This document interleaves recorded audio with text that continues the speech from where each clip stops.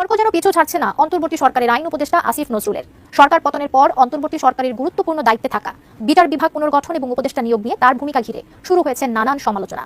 কেউ কেউ প্রশ্ন তুলছেন ভারতের গোয়েন্দা সংস্থা র এর সাথে তার সম্পৃক্ততা নিয়ে। আসলেই কি তিনি রয়ের এজেন্ট? শেষে রাষ্ট্রপতির বিশেষ নির্দেশে গ্রেপ্তার হলেন অন্তর্বর্তীকালীন সরকারের আইনজীবী উপদেষ্টা আসিফ নজরুল। সাদ্দাম নিয়ে এর নিয়ে ওরে নিয়ে কথা কচ্ছাও, তা দেখা যে সময় তোমার সাথে মানুষের হবে তুমি কথা করতে পারবা না বন্ধু। আওয়ামী লীগ এরম একটা দল আপনি বুঝতে পারবেন না হঠাৎ করে কোন সময় এরা শহরে চলে আসবে। বুধবার এক ফেসবুক পোস্টে তিনি লিখেছেন, যাকে রয় এজেন্ট বলছেন 2019 সাল থেকে আগ্রাসন বিরোধী লড়াইয়ে সুশীল সমাজ কিংবা শিক্ষকদের মধ্যে তাকেই সবচেয়ে বেশি পাশে পেয়েছি আমরা। সময় যখন খারাপ যায় সাদা কাপড় থেকে নাকি রং ওঠে, মানে এমনটা মানুষ বলে। দর্শক, একটা প্রশ্ন রাখতে চাই যে বাংলাদেশের সাথে কি ভারতের সম্পর্ক, নাকি বাংলাদেশের সাথে আওয়ামী লীগের সাথে ভারতের সম্পর্ক? এই প্রশ্নটা ঘুরপাক খাচ্ছে এপার বাংলা এবং ওপার বাংলা, দুই বাংলারই অনেক মানুষ বলছেন যে আসলে সমস্যাটার সূত্রপাতটা কোথা থেকে হলো। সুপ্রিয় দর্শক মন্ডলী, আসসালামু আলাইকুম ওয়া রাহমাতুল্লাহ। আশা করি সবাই ভালো এবং সুস্থ আছেন। স্বাগতম জানাচ্ছি আমাদের আরেকটি নতুন ভিডিওতে। সুপ্রিয় দর্শক মন্ডলী, খুবই গুরুত্বপূর্ণ একটি ভিডিও নিয়ে আসছে, যা দেখলে আপনারা অবাক হয়েছেন। সুপ্রিয় দর্শক মন্ডলী, ভিডিওর কিছু অংশ বিশেষ দেখে আর ভিডিওর থাম্বনেল দেখে আপনারা ইতিমধ্যে বুঝতে পারছেন যে আজকের ভিডিওটি কতটা গুরুত্বপূর্ণ। সুপ্রিয় দর্শক মন্ডলী, আসুন আমরা সেই বিস্তারিত আলোচনাটা দেখে আসি। বিশেষ নির্দেশে গ্রেপ্তার হলেন অন্তর্বর্তীকালীন সরকারের আইনজীবী উপদেষ্টা আসিফ নজরুল। সাদ্দাম নিয়ে এর নিয়ে ওরে নিয়ে কথা কচ্ছাও, তা দেখা যে সময় তোমার সাথে মানুষের হবে তুমি কথা করতে পারবা না বন্ধু। আওয়ামী লীগ এরম একটা দল আপনি বুঝতে পারবেন না হঠাৎ করে কোন সময় এরা শহরে চলে আসবে। শেখ হাসিনা এগুলা বিদেশ থেকে রপ্তানি করে গেছে। তোমরা কেউ এই সমন্বয়কদের কথা শুনে না, কলেজ ক্যাম্পাসে ফিরে যাও। তোমরা তোমাদের পড়াশোনা করে তোমাদের মা বাপের মুখ উজ্জ্বল করো। আমি আজকে বললাম আমি জয় বাংলা করি, একজন আমার চল মারলো। আগে ভালো ছিলাম। তোমরা কেউ এই সমন্বয়কদের কথা শুনে না, তোমরা সকলেই কলেজ ক্যাম্পাসে ফিরে যাও। তোমরা তোমাদের পড়াশোনা করে তোমাদের মা বাপের মুখ উজ্জ্বল করো, তোমরা দেশের মুখ উজ্জ্বল করো, তোমরা দেশের ভবিষ্যৎ করো।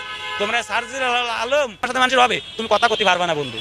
তুমি এই যে সাদ্দাম নিয়ে এর নিয়ে ওরে নিয়ে কথা কচ্ছাও, সাদ্দাম হয়তো বা মনে করো যে এই বিএনপি ছেলে বেলে টাকা খাইয়ে ভদ্রেছে, কিন্তু ওই একে নামুল হক শামীম, ওই নাজমুল হাসান দুরজয়, ওই সিদ্দিকী নাজমুল, ওই আহমদ বাহাদুর নাসিম, ওই মাহবুবুল আলম হানিফ, এরাও ছাত্রলীগ করিল। এই আমলের লোকজনও অনেক আছে। আর আওয়ামী লীগ এরম একটা দল আপনি বুঝতে পারবেন না হঠাৎ করে কোন সময় এরা শহরে চলে আসবে, কোন সময় শহরে ঢুকবে আপনি বুঝতে পারবেন না। আটকানোর কোনো সুযোগ থাকবে না। আমি আজকে বললাম আমি জয় বাংলা করি, একজন আমার চল মারলো। আমি বললাম আমি বিএনপি করি, একজন আমার মারলো। কিন্তু এই গত আমাদের যারা চল মারতে আসতেছে এই লোকটা আছে গত মাসে আওয়ামী লীগ করতো, এই মাসে বিএনপি করে। কারণ এরা এত ফুটপাত ভাড়া দেখাবে, ফুটপাতের থেকে চাঁদাবাজি করে খাবে। তার জন্য এদের মা বাপের নাম চেঞ্জ করে যদি থুতি হয় এরা তাই তবে ভাই। কারণ একবার আওয়ামী লীগ একবার বিএনপি, এদের না আছে পিঠ, না আছে ভাষা, না আছে মা, না আছে বাপ। অনেকে ওই আমার মানে খালুর একটা পরিচয় দিয়ে করছি, কিরে আমি টুসকানি সমিতি দিতে যাচ্ছি, তোর খালু রয়েছে বাড়ি, এটা ডিম বাজে তোর খালুরে ভাত দিস, কিন্তু খালু ভাত না খাইয়ে ডিম বাজিতে ভাত না খাইয়ে খালু আমার খালু, তাহলে কি হল? খালুরেও তো আর বিশ্বাস করা যাচ্ছে না, যাচ্ছে কোন কি আর বিশ্বাস করবো না? আমি একটা মাইয়া মানুষ, আমি খালুরেও বিশ্বাস করতে পারলাম না। খালু আমার কয়ে গেছে ডিম বাজে খালুরে ভাত দিচ্ছি, খালু আমার জোরে সুবিধা ধরেছে, ধরে খালু আমার কাছে তাহলে ডিম আর এমনও খাবো না, ডিম ধরে খাবানি এই করে খাই। তাই দেশটা হয়ে গেছে আসছে এইরকম। আমাদের দেশের সঠিক আইন বাস্তবায়ন করে, বারবার আইন বিক্রি করে না। শেখ হাসিনা এগুলা বিদেশ থেকে রপ্তানি করে গেছে। এই গাড়িগুলো আমাদের চরম ক্ষতি। আমার সাদা শেখ হাসিনা ভালো করে গেছে, পল্লী জায়গায় পাঠাও, গ্রামে পাঠাও, সিটিতে না। এটা অনেকবার শেখ হাসিনা থাকতো যে সিটিতে চলবো না, কিন্তু এগুলো মানে না, এগুলো মানে না। অটো রিক্সাওয়ালারা মানে না, বুঝছেন? আপনি লালবাগ এলাকায় যায় দেন কি অবস্থা, কিল্লার মোড় লালবাগ এলাকায় যায় দেন অটো রিক্সা এলাকা আমরা চান্স পাই না। আমরা অবশ্য একটা প্রবাদ আছে, চোরের মার বড় গলা। কোন দেশ আশ্রয় দিতে রাজি নয় বাংলাদেশের সাবেক স্বৈরশাসক শেখ হাসিনাকে। তাকে আশ্রয় দেওয়া নিয়ে নানা তথ্য বাতাসে ভেসে বেড়ালেও শেষ পর্যন্ত কেউ রাজি হয়নি। ভারত তো চেষ্টা করেছিল হাসিনাকে তৃতীয় কোনো দেশে পাঠাতে, কিন্তু ফিনল্যান্ড, যুক্তরাজ্য বা সংযুক্ত আরব আমিরাত কেউই রাজি হয়নি। অজ্ঞতা ভারতেই থাকতে হচ্ছে হাসিনাকে। কিন্তু নয়াদিল্লির উপর চাপ ছিল ওয়াশিংটনের, চাপ ছিল ঢাকারও। ওয়াশিংটন দিল্লির কাছে জানতে চেয়েছে হাসিনা ঠিক কোন স্ট্যাটাসে ভারতে বসবাস করছেন। অন্যদিকে ঢাকার দাবি ছিল হাসিনা ভারতে অবস্থান করে কোনো রাজনৈতিক বক্তব্য দিতে পারবেন না।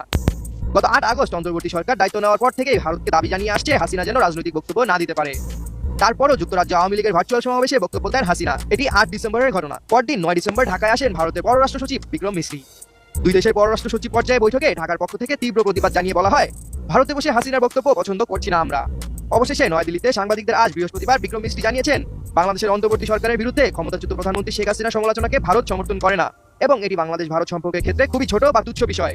ভারতের পররাষ্ট্র সচিব আরো বলেন, বাংলাদেশের সঙ্গে ভারতের সম্পর্ক কেবল একটি একক রাজনৈতিক দল বা সরকারের মধ্যে সীমাবদ্ধ নয় এবং বাংলাদেশের জনগণের উপর দৃষ্টি নিবদ্ধ করেছে ভারত। এই অবস্থায় আন্তর্জাতিক সম্পর্ক বিশ্লেষকরা বলছেন, শেষ পর্যন্ত ভারতও মুখ ফিরিয়ে নিচ্ছে বলেই মনে হচ্ছে। এই অবস্থায় আরো ছোট হয়ে আসছে হাসিনার পৃথিবী। সামিউল জয়, 21 টেলিভিশন।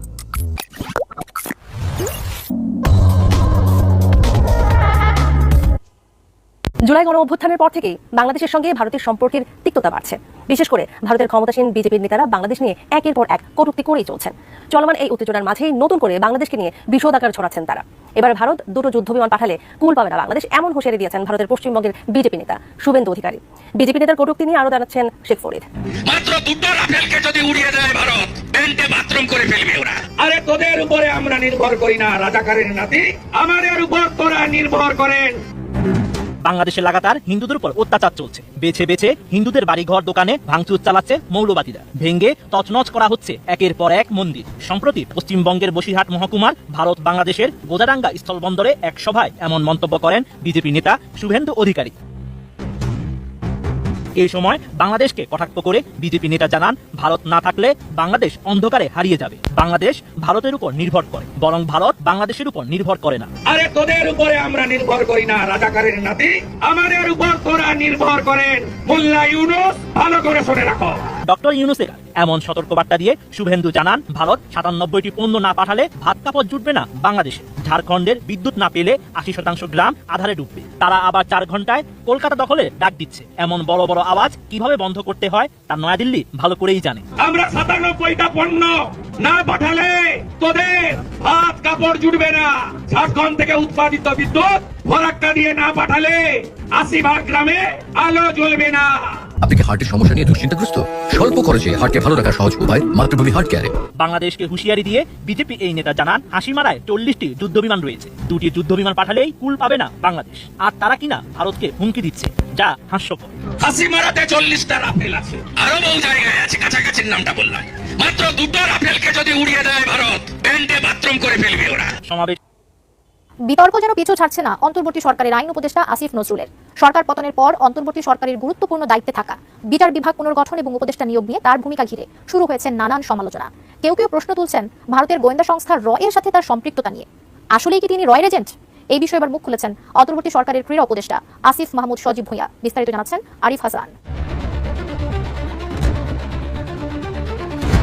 জুলাই বিপ্লবে তীব্র আন্দোলনের মুখে 5 আগস্ট পতন হয় শেখ হাসিনার। দেশ ছেড়ে পালিয়ে ভারতে আশ্রয় নেন তিনি। অবসান ঘটে 1.5 দশকের আওয়ামী স্বৈরশাসনের। এই আন্দোলন বাস্তবায়নের মূল কারিগর ছিলেন মূলত শিক্ষার্থীরা। কিন্তু এই আন্দোলনকে সামনে এগিয়ে নিতে বুদ্ধিজীবী মহলেরও রয়েছে উল্লেখযোগ্য ভূমিকা। আন্দোলনের পেছনে থেকে শিক্ষার্থীদের সাহস জুগিয়েছেন তারা। তাদের মধ্যে অন্যতম হলেন ঢাকা বিশ্ববিদ্যালয়ের অধ্যাপক ও অন্তর্বর্তী সরকারের আইন উপদেষ্টা আসিফ নজরুল, যিনি শুধু আন্দোলনের পেছনে নয়, লড়েছেন সামনে থেকেও। সংকটকালীন সময়ে পাশে ছিলেন শিক্ষার্থীদের। বসুন্ধরা ডায়মন্ড এখন আরো উন্নত। এই হট এয়ার প্রোডাক্ট দ্রুত শোষণ করে সোনামণিকে দেয় কোমল অনুভূতি। সম্প্রতি আসিফ নজরুলকে নিয়ে নানা সমালোচনার জন্ম হয়েছে। কেউ কেউ প্রশ্ন তুলছেন ভারতীয় গোয়েন্দা সংস্থা রয়ের সাথে তার সম্পৃক্ততা নিয়ে। অভিযোগ উঠেছে শেখ হাসিনার পতনের পর ভারতের উদ্দেশ্য পূরণে কাজ করার। তবে এই বিষয়ে এবার মুখ খুলেছেন বৈষম্য বিরোধী আন্দোলনের অন্যতম সমন্বয়ক ও যুব ও ক্রীড়া উপদেষ্টা আসিফ মাহমুদ সজীব ভুঁইয়া। বুধবার এক ফেসবুক পোস্টে তিনি লিখেছেন, যাকে র এজেন্ট বলছেন, 2019 সাল থেকে আগ্রাসন বিরোধী লড়াইয়ে সুশীল সমাজ কিংবা শিক্ষকদের মধ্যে তাকেই সবচেয়ে বেশি পাশে পেয়েছি আমরা। আসিফ মাহমুদ বলেন, এনআরসি, সিএ বিরোধী আন্দোলন, আবরার ফাহাদ হত্যার প্রতিবাদে আন্দোলন, আগ্রাসন বিরোধী কর্মসূচি থেকে সবসময় আসিফ স্যার আমাদের পাশে দাঁড়িয়েছেন। আমাদের ক্যাম্পাসের 15-20টা ছেলে মেয়ে আর আসিফ নজরুল স্যার। তিনি আরো লেখেন, সমালোচনারও কিছু ম্যানার থাকা দরকার, যেটাকে গঠনমূলক সমালোচনা বলা হয়। এসব বিষয়ে কিছু বলতে চাইনি, কিন্তু রয়ের এজেন্ট বলার পর আর চুপ থাকা গেল না। অবশ্য আপনাদের কনস্পিরেন্সি থিওরিতে আমাদের আন্দোলনও র পরিচালিত ছিল, যে আন্দোলনে পরবর্তীতে ফ্যাসিস্ট হাসিনার পতন হলো। অপপ্রচারকারীদের প্রতি আহ্বান জানিয়ে আসিফ মাহমুদ বলেন, আমরা এবার একটু কনস্ট্রাকটিভ হই, না হলে এত ত্যাগের ফলে যে দেশ গড়ার স্বপ্ন আমরা দেখছি তা ভুলুণ্ঠিত হবে। Arif Hasan, ATN news. সময় যখন খারাপ যায়, সাদা কাপড় থেকে নাকি রং ওঠে, মানে এমনটা মানুষ বলে। দর্শক, একটা প্রশ্ন রাখতে চাই যে বাংলাদেশের সাথে কি ভারতের সম্পর্ক, নাকি বাংলাদেশের সাথে আওয়ামী লীগের সাথে ভারতের সম্পর্ক? এই প্রশ্নটা ঘুরপাক খাচ্ছে এপার বাংলা এবং ওপার বাংলা, দুই বাংলারই অনেক মানুষ বলছেন যে আসলে সমস্যাটার সূত্রপাতটা কোথা থেকে হলো, কেন 53 বছরের ইতিহাসে ভারতের বিরুদ্ধে এমন শক্ত অবস্থান বাঙালিরা নিল, ব্যবসায়ীরা নিল, জনগণ নিল, যেটা এখন একটা বুমেরাং অবস্থায় দাঁড়িয়েছে। আর এই সমস্যাটার কারণ খুঁজতে গিয়ে বেশিরভাগ মানুষ এটা বলার চেষ্টা করছেন যে আওয়ামী লীগ সরকারের পতনের পর যখন সাবেক প্রধানমন্ত্রী তিনি ভারতে পালিয়ে গিয়ে আশ্রয় নিয়েছেন, সেখান থেকেই আসলে ঝামেলাটা পাকাইছে।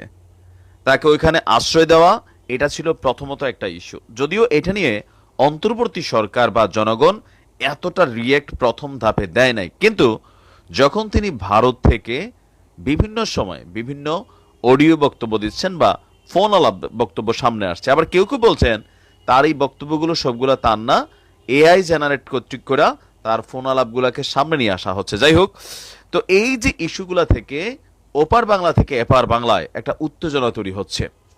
কেউ কেউ ভয় পা। সুপ্রিয় দর্শক মণ্ডলী, আপনি আপনার ব্যক্তিগত মন্তব্যটি করবেন। সুপ্রিয় দর্শক, আমাদের চ্যানেলে নতুন হয়ে থাকলে অবশ্যই চ্যানেলটি সাবস্ক্রাইব করুন। সুপ্রিয় দর্শক মণ্ডলী, দেখা হচ্ছে পরবর্তী ভিডিওতে। ভালো থাকুন, সুস্থ থাকুন। আসসালামু আলাইকুম।